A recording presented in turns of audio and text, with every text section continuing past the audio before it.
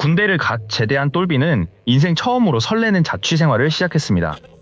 매일같이 술판을 벌이는 친구들을 쫓아내기 위해 그는 갑순이라는 여자친구를 사귀게 되었습니다. 갑순이는 똘비가 어릴 때부터 키워온 강아지 해피를 유독 예뻐하며 살갑게 대했습니다. 그런데 이상하게도 갑순이는 놀러 올 때마다 자신의 물건을 하나씩 꼭 두고 가곤 했습니다. 똘비는 그것이 다시 만날 핑계를 만드는 귀여운 습관이라 생각하며 서랍장에 따로 모아두었습니다. 그러던 어느 날 사소한 말다툼 끝에 두 사람은 심하게 싸우고 연락이 끊기게 되었습니다. 퇴근 후 돌아온 똘비는 싸늘한 주검이 되어버린 해피를 발견하고 절망에 빠졌습니다. 해피의 사료 그릇에는 똘비가 즐겨 먹던 강아지 사료 모양의 초콜릿들이 섞여 있었습니다. 평소 정리를 잘 못하던 똘비는 자신의 부주의로 해피가 죽었다고 생각하며 자책했습니다. 갑순이는 슬퍼하는 똘비를 위로하며 자연스럽게 다시 그의 곁으로 돌아왔습니다. 하지만 해피가 떠난 그날부터 집안의 공기는 알 수 없는 기묘한 기운으로 가득 찼습니다. 아무도 없는 부엌에서 그릇이 달그락거리고 꺼져 있던 텔레비전이 갑자기 켜지기 시작했습니다. 원래 영적인 존재를 믿던 똘비는 귀신들이 자신을 해치지 않을 거라는 묘한 확신을 가졌습니다. 때로는 누군가와 함께 살고 있다는 포근한 느낌마저 들며 그는 현상들을 무심히 넘겼습니다. 그러나 어느 날 욕조에서 잠수를 하던 똘비는 보이지 않는 손이 자신을 물속으로 끌어당기는 공포를 겪었습니다. 필사적으로 물 밖으로 빠져나온 그는 처음으로 귀신이 자신을 공격할 수도 있다는 사실을 깨달았습니다. 이제 부엌에서 들리는 칼소리와 작은 소음들조차 그의 숨을 조여오는 위협으로 변했습니다. 잠결에 물을 마시러 나온 똘비는 침대 위에 잠들어 있는 자신의 모습을 내려다보는 유체이탈을 경험했습니다. 더욱 끔찍한 것은 에어컨 위에 매달린 5명의 귀신들이 에어컨을 떨어뜨리려 낑낑대고 있는 모습이었습니다. 귀신들과 눈이 마주친 순간 그들은 기괴하게 웃으며 에어컨을 똘비의 머리 위로 떨어뜨렸습니다. 비명을 지르며 꿈에서 깬 똘비의 눈앞에는 실제로 바닥에 떨어져 박살난 에어컨이 있었습니다. 더 이상 이 집에 머물 수 없었던 그는 곧장 짐을 챙겨 집 밖으로 도망치듯 빠져나왔습니다. 새벽 카페에서 친구 훈이에게 전화를 건 똘비는 이 믿기지 않는 상황을 털어놓았습니다. 훈이는 영적인 문제를 해결해 줄 수 있는 지인 똘순이를 소개해 주기로 했습니다. 똘비의 집에 들어선 똘순이는 마치 수많은 학생이 가득 찬 교실에 들어온 듯한 중압감을 느꼈습니다. 그녀는 똘비가 동물을 좋아하는지 물으며 집안 곳곳을 기괴한 시선으로 훑어보기 시작했습니다. 똘순이는 해피가 생전에 앉아있던 소파 옆자리를 가리키며 그곳에 영물이 있다고 말했습니다. 해피는 죽어서도 주인을 지키기 위해 집안의 수많은 잡귀와 맞서 싸우고 있었습니다. 똘순이는 해피가 다른 귀신들은 무시한 채 오직 똘비를 해치려는 악귀들만 쫓아내고 있다고 설명했습니다. 집을 나서던 길에 갑순이와 마주친 똘순이는 그녀를 보는 순간 소름 끼치는 냉기를 느꼈습니다. 갑순이가 다가오자 집안에서 따라온 수많은 동물 귀신들이 증오 섞인 눈빛으로 그녀를 노려보았습니다. 똘순이는 훈이에게 즉시 전화해 똘비가 여자친구와 당장 헤어지지 않으면 죽게 될 것이라고 경고했습니다. 모든 악의 근원은 똘비가 아닌 그를 타겟으로 삼아 들어온 여자친구 갑순이에게 있었습니다. 훈이는 똘비에게 조심스럽게 이별을 권했지만 사랑에 빠진 똘비는 오히려 화를 내며 이를 거부했습니다. 몇 년 후 똘비는 갑순이의 노트북에서 동물들이 무엇을 먹으면 죽는지 검색한 흔적을 발견하게 되었습니다. 결정적인 싸움 도중 갑순이는 자신이 직접 해피에게 초콜릿을 먹여 죽였다는 사실을 광기 어린 웃음과 함께 자백했습니다. 그녀는 동물이 나이가 들거나 아파서 귀여움이 사라지면 주저없이 살해해온 연쇄동물 학대자였습니다. 더욱 충격적인 것은 그녀가 자신의 남편까지 살해하고 어머니의 죽음에도 관여했다는 혐의로 구속되었다는 소식이었습니다. 똘비는 자신이 사랑했던 여자가 사실은 살아있는 악마였다는 사실에 온몸이 떨리는 공포를 느꼈습니다. 이 사건은 우리 주변에 숨어있는 인간의 잔혹함과 그 뒤를 따르는 영적인 경고가 결코 허구가 아님을 보여줍니다. 똘비가 아르바이트를 마치고 돌아온 집안은 평소와 달리 차갑고 무거운 정적만이 감돌고 있었습니다. 거실 한복판에는 그가 세상에서 가장 아끼던 반려견 해피가 차갑게 식은 채 쓰러져 있었습니다. 해피의 사료 그릇 주변에는 똘비가 평소 즐겨 먹던 둥근 모양의 다크 초콜릿들이 기괴하게 섞여 있었습니다. 똘비는 자신이 초콜릿을 사료 근처에 둔 적이 없다는 사실을 알면서도 극심한 자책감에 빠져 오열했습니다. 하지만 해피를 잃은 그날 밤부터 집안의 공기는 마치 다른 세상처럼 기이하게 변하기 시작했습니다. 혼자 있는 부엌에서 갑자기 그릇들이 부딪히며 딸그락거리는 소리가 들려와 똘비의 신경을 곤두세웠습니다. 아무도 만지지 않은 TV가 갑자기 켜지며 지직거리는 소음과 함께 섬뜩한 화면을 내보냈습니다. 평소 영적인 존재를 믿어왔던 똘비는 처음에는 이 현상들을 그저 죽은 해피의 장난이라 생각하며 스스로를 달랬습니다. 그러나 며칠 후 욕조에서 반신욕을 하던 중 보이지 않는 거대한 손이 그의 몸을 물속으로 강하게 잡아당겼습니다. 숨이 막히는 공포 속에서 그는 물 위로 올라오기 위해 온 힘을 다해 발버둥 쳤습니다.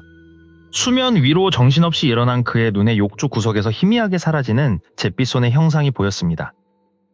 똘비는 태어나서 처음으로 귀신이 자신을 직접적으로 해치려 한다는 강렬한 생명의 위협을 느꼈습니다. 이제 부엌에서 들리는 칼 부딪히는 소리는 단순한 소음이 아니라 자신을 겨냥한 경고처럼 들렸습니다. 그는 밤마다 거실에서 누군가 자신을 지켜보고 있다는 시선 때문에 한숨도 잠들 수 없었습니다. 잠결에 목이 말라 일어나 어느 새벽, 그는 거실 냉장고에서 물을 꺼내 마시고 방으로 돌아오려 했습니다. 그런데 방 안을 들여다본 순간 그는 자신의 침대 위에 또 다른 자신이 잠들어 있는 것을 발견했습니다. 더욱 경악스러운 것은 침대 위 벽걸이 에어컨에 대여섯 명의 기괴한 형체들이 매달려 낑낑대고 있는 모습이었습니다. 똘비가 분노와 공포가 섞인 욕설을 내뱉자 에어컨에 매달려 있던 귀신들이 일제히 고개를 돌려 그를 쳐다보았습니다. 그들은 기괴하게 입을 찢으며 비웃었고 그중 몇몇은 벽에서 내려와 똘비를 향해 기어오기 시작했습니다. 순식간에 에어컨이 고정장치에서 뜯겨져 나가며 침대 위에 누워있던 똘비의 머리 위로 추락했습니다. 비명과 함께 꿈에서 깨어난 똘비는 온몸이 식은땀으로 젖은 채 거칠게 숨을 몰아쉬었습니다. 하지만 안도감도 잠시 그의 눈앞에 펼쳐진 광경은 꿈보다 더 잔인한 현실이었습니다. 벽걸이 에어컨이 실제로 벽에서 떨어져 나가 침대 머리맡에서 산산조각 나 있었습니다. 똘비는 더 이상 이 집에 머물 수 없다는 직감에 외투만 걸친 채 새벽 거리로 뛰쳐나갔습니다. 24시간 카페 구석에 앉아 떨리는 손으로 커피를 마시던 그는 친한 친구 훈이에게 전화를 걸었습니다. 똘비의 다급한 목소리에 달려온 훈이는 무속인 지인인 똘순이를 불러 집을 확인해보자고 제안했습니다. 얼마 후 도착한 똘순이는 똘비의 얼굴을 보자마자 집안의 기운이 보통이 아님을 직감하고 인상을 찌푸렸습니다. 세 사람이 다시 문제의 자취방 문을 열고 들어섰을 때 똘순이는 그 자리에서 얼어붙은 듯 멈춰 섰습니다. 그녀는 마치 수많은 학생이 떠들다가 선생님이 들어오자 조용해진 교실 같은 압박감을 느꼈다고 말했습니다. 똘순이는 텅 빈 소파 옆 자리를 뚫어지게 쳐다보며 그곳에 아주 귀한 영물이 앉아있다고 속삭였습니다. 그 자리는 바로 해피가 살아생전 항상 잠을 자고 시간을 보내던 그만의 전용 자리였습니다. 똘순이는 누런 털을 가진 해피의 영혼이 여전히 그곳에서 주인을 지키기 위해 고군분투하고 있다고 설명했습니다. 그녀의 눈에는 집안 구석구석에 또아리를 틀고 똘비를 노리는 수십 마리의 잡귀들과 고양이 귀신들이 보였습니다. 해피는 그 수많은 악한 존재들로부터 똘비를 지키기 위해 미친 듯이 짖으며 그들을 문 밖으로 몰아내고 있었습니다. 똘순이는 현관문을 조용히 열어주며 해피가 몰아낸 귀신들이 밖으로 나갈 수 있도록 길을 열어주었습니다. 하지만 그녀는 고개를 갸우뚱거리며 왜 이 집에 이렇게 많은 동물 귀신들이 꼬여있는지 의문을 품었습니다. 똘순이는 똘비에게 조만간 큰일이 날 것 같으니 여자친구와 당장 헤어지라는 뜻밖의 경고를 남겼습니다. 똘비는 갑작스러운 결별 권유에 당황하며 그 이유를 물었지만 똘순이는 그저 그녀가 위험하다는 말만 반복했습니다. 집을 나오던 일행은 마침 똘비를 찾아온 여자친구 갑순이와 엘리베이터 앞에서 마주치게 되었습니다. 갑순이가 웃으며 인사하는 순간 똘순이의 눈에는 그녀의 등 뒤로 수많은 원혼의 손길들이 엉겨 붙어 있는 것이 선명하게 보였습니다. 똘순이는 직감했습니다. 이 여자가 단순히 귀신을 몰고 다니는 것이 아니라 스스로가 살아있는 악마일지도 모른다는 사실을 말입니다. 똘순이는 똘비의 자취방 현관문 앞에 서서 무거운 공기를 한껏 들이마셨습니다. 그녀는 문을 열기도 전에 집안에서 들끓는 수많은 짐승의 울음소리를 영적으로 감지했습니다. 똘비가 조심스럽게 도어락을 누르자 차가운 금소금이 정적을 깨고 복도에 울려 퍼졌습니다. 문이 열리는 순간 똘순이는 마치 수십 명의 시선이 자신을 향해 꽂히는 듯한 압박감을 느꼈습니다. 거실은 분명 비어 있었지만 공기는 마치 꽉 찬 교실처럼 밀도 높게 일렁이고 있었습니다. 똘순이는 인상을 찌푸리며 똘비에게 왜 이렇게 짐승들이 많으냐고 쏘아붙였습니다. 똘비는 아무것도 보이지 않는 허공을 바라보며 당황스러운 표정을 지을 뿐이었습니다. 똘순이의 시선은 소파 옆 생전에 해피가 가장 좋아하던 자리에 멈춰 섰습니다. 그곳에는 황색 털을 가진 해피의 영혼이 늠름하게 앉아 주인을 바라보고 있었습니다. 똘순이는 보통 이런 수호는 흰색 강아지가 하는 법인데 누런 녀석이 대단하다며 감탄했습니다. 해피가 정말로 여기 있느냐는 똘비의 물음에 똘순이는 녀석이 집을 지키고 있다고 답했습니다. 하지만 해피가 지키고 있는 것은 단순한 집이 아니라 똘비의 목숨이었습니다. 똘순이의 눈에는 방구석마다 도사리고 있는 기괴한 형체의 잡귀들이 선명히 보였습니다. 해피는 똘비를 해치려는 악한 귀신들의 목덜미를 물어뜯으며 필사적으로 쫓아내고 있었습니다. 똘순이는 현관문을 활짝 열어 해피가 몰아넣은 잡귀들을 밖으로 쫓아버렸습니다. 그녀는 똘비에게 서랍장에 쌓인 여자친구의 물건들을 당장 내다버리라고 경고했습니다. 그 물건들은 죽은 짐승들의 원한을 불러들이는 매개체나 다름없었기 때문입니다. 조사를 마친 일행이 빌라를 나서던 중 마침 집으로 오던 갑순이와 마주쳤습니다. 갑순이를 보는 순간 주변을 떠돌던 수많은 유기견과 유기묘의 영혼들이 일제히 멈춰섰습니다. 방금 전까지 무기력했던 동물 영혼들이 갑순이를 향해 털을 세우고 살기를 내뿜기 시작했습니다. 똘순이는 그 광경을 보고 소름이 돋아 똘비를 재빨리 빌라 밖으로 끌어냈습니다. 그녀는 친구 훈이에게 전화하여 똘비가 여자친구와 당장 헤어지게 하라고 지시했습니다. 그러지 않으면 똘비가 조만간 죽게 될 것이라는 충격적인 예언을 덧붙였습니다. 똘순이의 눈에는 갑순이의 등 뒤에 매달린 거대한 악귀의 형상이 보였기 때문입니다. 며칠 뒤 똘비는 갑순이가 자신의 노트북으로 동물을 죽이는 법을 검색하는 것을 발견했습니다. 갑순이는 조심해야 할 것들을 미리 알아보는 것이라며 천연덕스럽게 미소 지었습니다. 똘비는 그녀의 말이 맞다고 생각하면서도 등 뒤로 흐르는 식은땀을 감출 수 없었습니다. 그는 갑순이의 휴대전화에서 수많은 유기견 보호소 봉사활동 사진들을 보게 되었습니다. 사진 속 갑순이는 동물을 껴안고 있었지만 눈빛은 사랑이 아닌 소유욕으로 번들거리고 있었습니다. 문득 똘비는 갑순이가 그 많은 동물을 입양했다고 했으면서도 그녀의 집에는 동물이 없다는 사실을 깨달았습니다. 결국 사소한 문제로 다투던 중 갑순이는 광기에 어린 표정으로 본색을 드러냈습니다. 그녀는 해피가 초콜릿을 먹고 죽은 것은 사고가 아니라 자신이 직접 먹인 것이라며 비웃었습니다. 똘비는 자신이 사랑했던 여자가 살인마의 눈을 하고 있다는 사실에 온몸이 굳어버렸습니다. 갑순이는 네가 화나게 해서 벌을 준 것뿐이라며 아무렇지 않게 가방을 챙겨 나갔습니다. 혼자 남겨진 똘비는 해피의 빈자리를 바라보며 미안함과 공포에 휩싸여 오열했습니다. 그는 갑순이의 짐을 모두 챙겨 그녀의 집 주소로 찾아가 문 앞에 던져두기로 결심했습니다. 그녀의 집 문 앞에 도착하자마자 코를 찌르는 지독한 사체 썩는 냄새가 복도까지 진동했습니다. 문틈 사이로는 검은 액체가 흘러나와 말라붙어 있었고 파리떼가 들끓고 있었습니다. 똘비는 짐을 내려놓고 도망치듯 빌라를 빠져나오며 다시는 뒤를 돌아보지 않았습니다. 하지만 그는 몰랐습니다. 그 문 너머에서 수백 개의 짐승 눈동자가 자신을 노려보고 있었다는 사실을 말입니다. 똘비는 문틈 사이로 자신을 지켜보는 수백 개의 차가운 시선을 느끼며 온몸을 떨었습니다. 그는 서둘러 불을 켰지만 복도에는 오직 정적만이 가득할 뿐이었습니다. 하지만 방 안에서 풍겨오는 비릿하고 역한 냄새는 여전히 가시지 않았습니다. 무당 똘순이가 남긴 여자친구를 조심하라는 말이 똘비의 머릿속을 맴돌기 시작했습니다. 그는 떨리는 손으로 갑순이가 거실 구석에 두고 간 커다란 가죽 가방을 끌어당겼습니다. 가방 지퍼를 여는 소리가 고요한 방 안에 날카롭게 울려 퍼졌습니다. 가방 안에는 수많은 검은 비닐봉지가 겹겹이 쌓여 있었습니다. 첫 번째 봉투를 조심스럽게 열자마자 끔찍한 악취가 진동했습니다. 그 안에서 발견된 것은 이미 형체를 알아볼 수 없게 부패한 어린 고양이의 사체였습니다.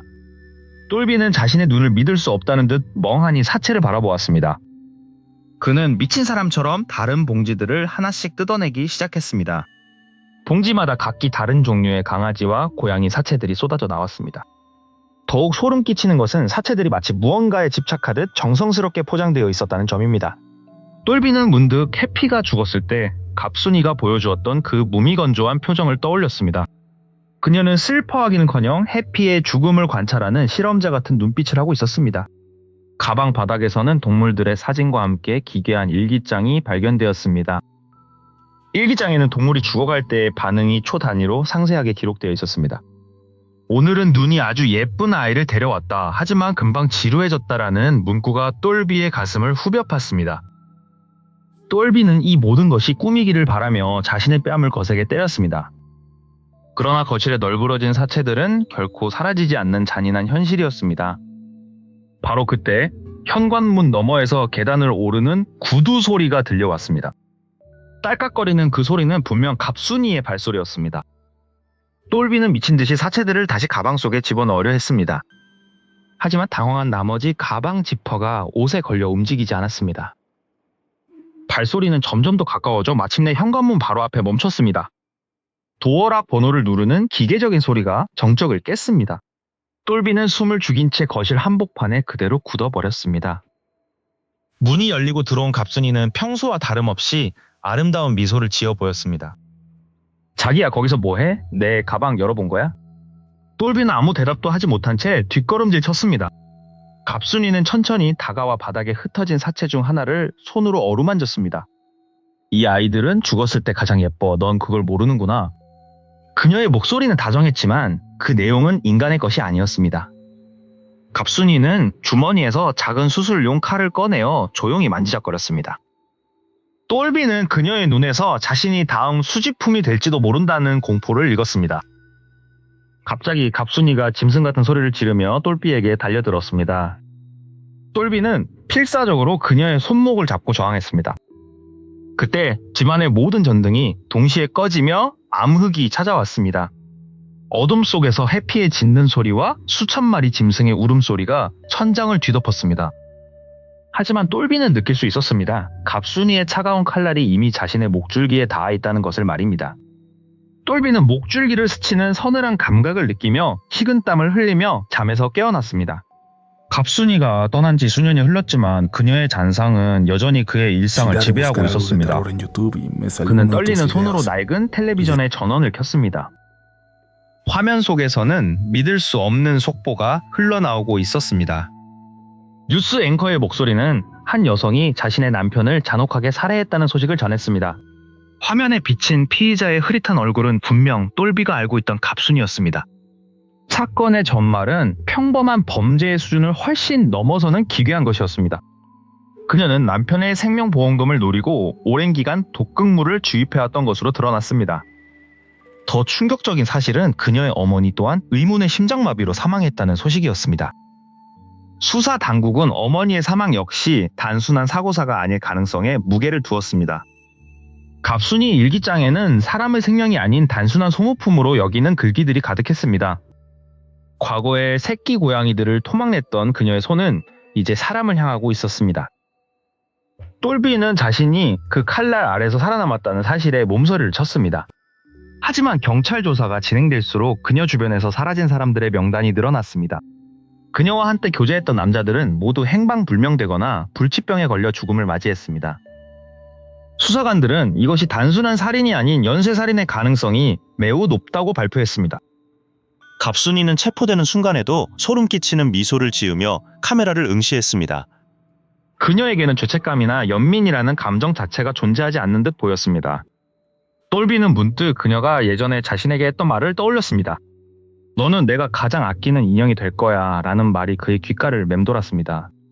그는 집안의 모든 문을 걸어 잠그고 커튼을 굳게 쳤습니다. 창문 틈 사이로 누군가 자신을 지켜보고 있을 것만 같은 공포에 휩싸였습니다. 똘비는 무당 똘순이에게 전화를 걸어 도움을 청하려 했지만 연결되지 않았습니다. 갑순이가 수감된 유치장에서도 기이한 일들이 벌어지고 있다는 소문이 돌았습니다. 그녀의 방 근처에만 가면 교도관들이 이유 없는 한기를 느끼고 병에 걸려 쓰러졌습니다. 그녀의 등 뒤에는 원한에 사무친 수많은 동물의 영혼이 붙어있다는 소문이었습니다. 똘비는 이제 이 모든 비극의 시작이 어디였는지 되짚어보기 시작했습니다. 반려견 해피의 죽음은 단순한 괴롭힘이 아닌 그녀의 첫 번째 의식이었을지도 모릅니다. 그녀는 살아있는 생명체를 죽임으로써 자신의 힘을 확인하려 했던 것입니다. 똘비의 집안에 출몰했던 귀신들은 사실 그녀의 광기를 경고하려 했던 존재들이었습니다. 그들은 똘비가 그녀의 다음 희생자가 되는 것을 막으려 필사적이었습니다. 하지만 그는 그 경고를 이해하지 못하고 공포에만 사로잡혀 있었습니다. 수사 과정에서 갑순이의 지하실에서 발견된 것들은 전 세상을 경악해 했습니다. 그곳에는 각종 동물의 뼈와 실종자들의 유품이 제단처럼 꾸며져 있었습니다.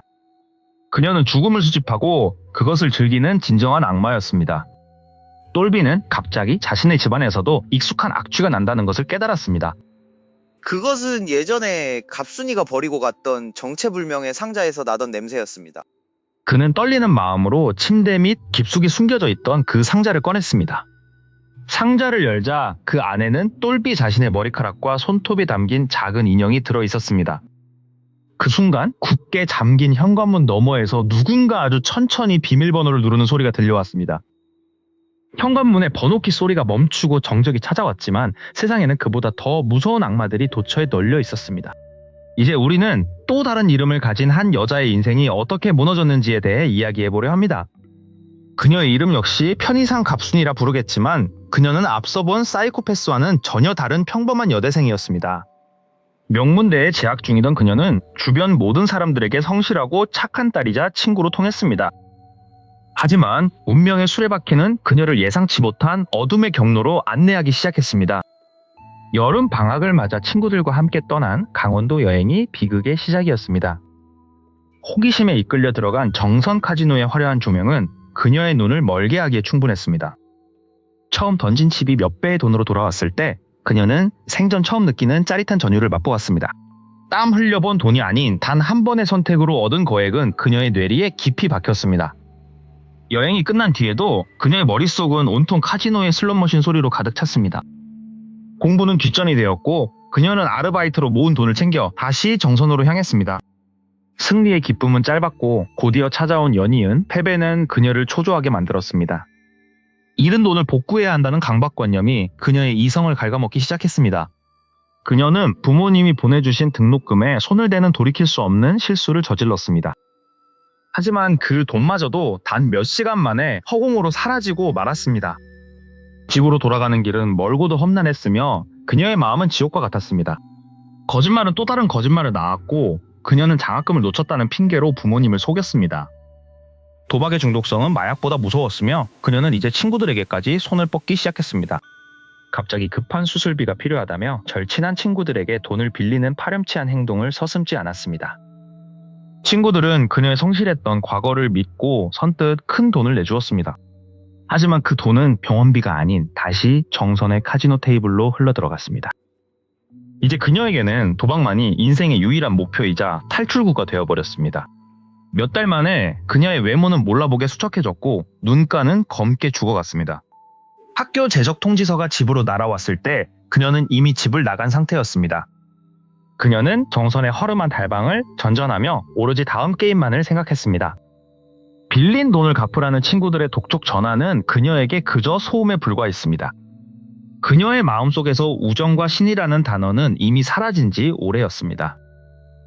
어느 날 밤 그녀는 돈이 완전히 바닥나자 위험한 거래를 제한받게 됩니다. 카지노 주변을 맴도는 사채업자들은 그녀의 절망을 먹고 자라는 포식자들이었습니다. 그들은 그녀에게 감당할 수 없는 이율의 돈을 빌려주며 신체 포기각서를 요구했습니다. 눈이 뒤집힌 그녀는 앞뒤 재지 않고 서류에 지장을 찍었습니다. 새로 얻은 자금으로 그녀는 다시금 승리를 확신하며 테이블에 앉았습니다. 하지만 운명의 여신은 더 이상 그녀에게 미소 짓지 않았습니다. 단 한 번의 올인으로 모든 돈을 잃었을 때 그녀는 비로소 자신이 판 무덤의 깊이를 깨달았습니다. 사채업자들의 압박은 즉각적이었고 그들은 그녀의 목을 조여왔습니다. 돈을 갚지 못하면 어떤 일이 벌어질지 그들은 상세하고 잔인하게 설명했습니다. 막다른 길에 몰린 그녀는 이제 인간으로서 해서는 안 될 최악의 선택을 고민하기 시작했습니다. 그녀는 자신의 빚을 탕감하기 위해 자신을 그토록 믿었던 친구들을 제물로 바치기로 결심했습니다. 그녀는 떨리는 손으로 가장 부유하고 순진했던 친구에게 전화를 걸었습니다. 얘들아, 나 정선인데 여기 진짜 좋은 사업 아이템이 있어. 한번 와볼래? 라는 그녀의 목소리는 이미 지옥의 초대장이었습니다. 갑순이의 전화를 받은 친구들은 그것이 인생 최대의 실수가 될 줄 꿈에도 몰랐습니다. 그녀의 머릿속에는 오직 카지노에서 잃은 돈을 메꿔야 한다는 광기 어린 생각뿐이었습니다. 사채업자들은 갑순이에게 새로운 도박 자금을 빌려주는 조건으로 상품을 요구했습니다. 그들이 말한 상품이란 바로 갑순이를 믿고 정선으로 내려온 순진한 그녀의 친구들이었습니다. 친구들은 갑순이가 준비한 화려한 저녁 식사와 술자리의 긴장을 풀고 말았습니다. 갑순이는 술잔을 비우는 친구들을 보며 속으로 남은 빚의 액수를 계산했습니다. 갑자기 식당 문이 열리고 험악한 인상의 남성들이 안으로 들이닥쳤습니다. 공포에 질린 친구들이 갑순이를 쳐다봤지만 그녀는 이미 자취를 감춘 뒤였습니다. 친구들은 그 길로 해외 원정 성매매 조직이나 불법 작업장으로 팔려나가는 신세가 되었습니다. 갑순이는 친구들을 판 대가로 받은 칩을 들고 다시 카지노 테이블 앞에 앉았습니다. 하지만 악마에게 영혼을 판 대가는 그리 오래가지 않았습니다. 단 몇 시간 만에 그녀가 손에 쥐었던 모든 자금은 공중으로 분해되었습니다. 사채업자들은 더 이상 이용 가치가 없어진 갑순이를 거칠게 끌어냈습니다. 그녀는 울부짖으며 살려달라고 애걸했지만 돌아오는 것은 차가운 침묵뿐이었습니다. 갑순이는 빛 독촉에 시달리다 결국 정선의 한 허름한 모텔방으로 숨어들었습니다. 그곳에서 그녀는 보이지 않는 존재들의 속삭임을 듣기 시작했습니다. 그것은 그녀가 배신했던 친구들과 학대했던 생명들의 원망 섞인 목소리였습니다. 정신이 온전치 못한 상태에서 그녀는 거울 속 자신의 모습이 괴물로 변하는 것을 보았습니다. 며칠 뒤 모텔 직원에 의해 싸늘하게 식은 갑순이의 시신이 발견되었습니다. 그녀의 눈은 무언가에 극도로 겁에 질린 듯 크게 떠진 채 고정되어 있었습니다. 유서 한 장 남기지 않은 그녀의 죽음은 단순한 자살로 처리되었습니다. 하지만 마을 사람들 사이에서는 그녀가 도박 귀신에게 홀려 제물이 되었다는 소문이 돌았습니다. 그녀에게 팔려갔던 친구들 중 누구도 다시는 가족의 품으로 돌아오지 못했습니다. 도박이라는 늪은 한 인간의 존엄성뿐만 아니라 주변의 모든 삶을 앗아갔습니다. 첫 번째 사연의 갑순이와 두 번째 사연의 갑순이는 모두 인간이기를 포기한 자들이었습니다. 동물을 죽이든 친구를 팔든 그들의 공통점은 오직 자신의 욕망만을 쫓았다는 것입니다. 이 충격적인 이야기들은 우리 주변에 살아있는 악마가 존재할 수 있음을 경고합니다. 그들이 맞이한 비참한 최후는 결국 자신이 뿌린 씨앗의 결과였습니다. 무속인 똘순이는 아직도 그들의 원혼이 정선 근처를 떠돌고 있다고 말합니다. 죽은 자들의 경고를 무시한 대가는 이토록 처참하고 되돌릴 수 없습니다. 밤이 되면 카지노 구석진 곳에서 여자의 울음소리가 들린다는 제보가 끊이지 않습니다. 그것은 용서받지 못한 영혼이 영원히 반복하는 후회의 소리일지도 모릅니다. 전문가들은 중독과 사이코패스적 성향이 결합될 때 발생하는 파괴력을 강조합니다. 우리는 우리 내면의 욕망이 괴물로 변하지 않도록 항상 경계해야 합니다. 갑순이의 이야기는 이제 전설처럼 남았지만 피해자들의 고통은 여전히 현재 진행형입니다. 진실은 때로 우리가 상상하는 것보다 훨씬 더 잔혹하고 비현실적입니다. 이 다큐멘터리를 통해 우리가 잊지 말아야 할 것은 생명의 소중함과 인간의 도리입니다. 모든 갈등과 공포가 지나간 자리에 남은 것은 차가운 교훈뿐입니다. 악의 연대기는 여기서 끝나지만 당신 곁에 누군가는 지금도 가면을 쓰고 있을지 모릅니다. 이제 죽은 자들이 평안을 찾기를 바라며 긴 잔혹사의 막을 내립니다. 탐욕이 부른 지옥의 초대장은 결국 모두를 파멸시킨 뒤에야 타버려 사라졌습니다.